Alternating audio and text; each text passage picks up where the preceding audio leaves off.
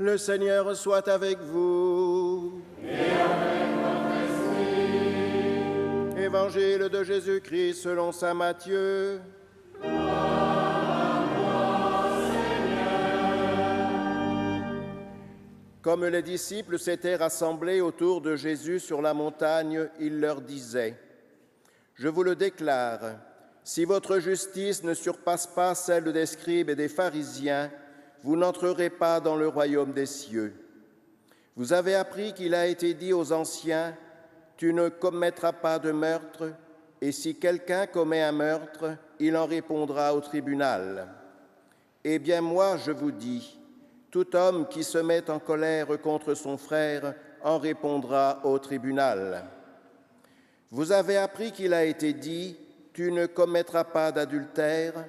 Eh bien moi, je vous dis, tout homme qui regarde une femme et la désire a déjà commis l'adultère avec elle dans son cœur. Vous avez encore appris qu'il a été dit aux anciens : Tu ne feras pas de faux serments, mais tu t'acquitteras de tes serments envers le Seigneur. Eh bien moi, je vous dis de ne faire aucun serment. Quand vous dites oui, que ce soit un oui. Quand vous dites non, que ce soit un non. Tout ce qui est en plus vient du mauvais. Acclamons la parole de Dieu. Louange à toi, Seigneur Jésus. C'est le père René Luc, prêtre de la paroisse étudiante de Montpellier, qui prononce maintenant l'homélie. Imaginons la situation. Un bon père de famille se prépare à partir à la messe et déteste être en retard. Mais ses enfants tardent à se préparer. Finalement, ils sont dans la voiture et au moment de démarrer, la voiture ne démarre pas. Sa femme à côté de lui dit « Je te l'avais bien dit qu'il fallait penser à changer la batterie ». Au même moment, ses enfants se disputent à l'arrière, il craque et il se met en colère. 20 minutes plus tard, il est assis dans l'église et il entend l'évangile d'aujourd'hui.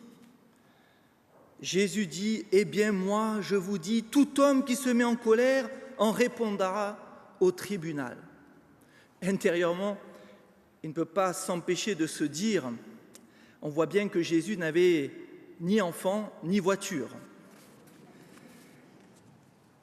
Certains enseignements de Jésus nous semblent tellement éloignés de notre vie quotidienne. Ne pas tuer, c'est évident, mais ne pas se mettre en colère, ça semble vraiment impossible. Est-ce que les exigences de Jésus sont réalistes ? Nous allons tenter de répondre à cette question en analysant tout d'abord ce que nos colères peuvent nous révéler sur nous-mêmes. Puis, nous examinerons quelques moyens spirituels qui peuvent nous aider à vivre cette exigence de Jésus. Commençons par analyser ce que la colère peut nous révéler sur nous-mêmes. Nous avons tous un rapport différent à la colère suivant notre tempérament, suivant aussi les étapes de notre vie. Un jeune couple qui ne dort pas depuis la naissance du 4e sera évidemment plus irritable qu'un couple de retraités installés paisiblement à la campagne. Une chose est sûre, personne n'est épargné. Et nous tous, nous sommes un jour ou l'autre confrontés à cette moutarde qui nous monte au nez. Il y a bien sûr des colères justes et proportionnées, on pense à celle de Jésus au temple, même des colères nécessaires pour le processus de l'éducation. Mais reconnaissons-le, frères et sœurs, la plupart de nos colères viennent plutôt de nos manques de conversion. Ce n'est pas pour rien si Jésus relie la colère au meurtre, car une seule colère peut tuer notre relation à l'autre.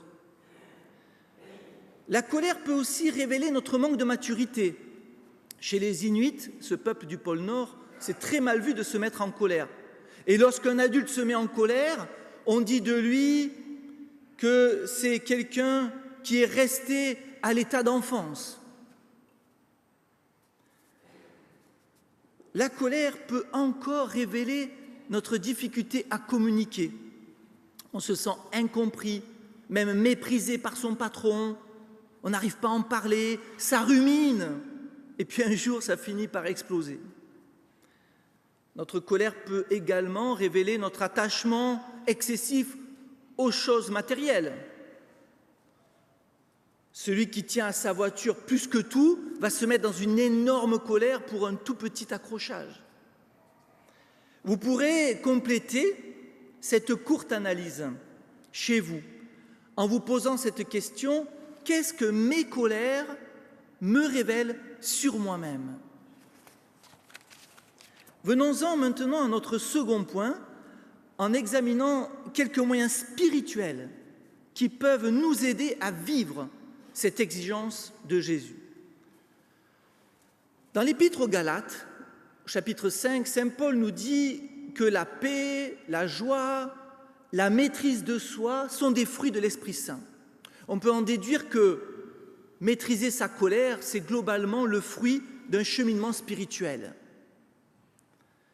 Saint Jacques, lui, nous donne une indication concrète: savoir écouter et retenir sa langue.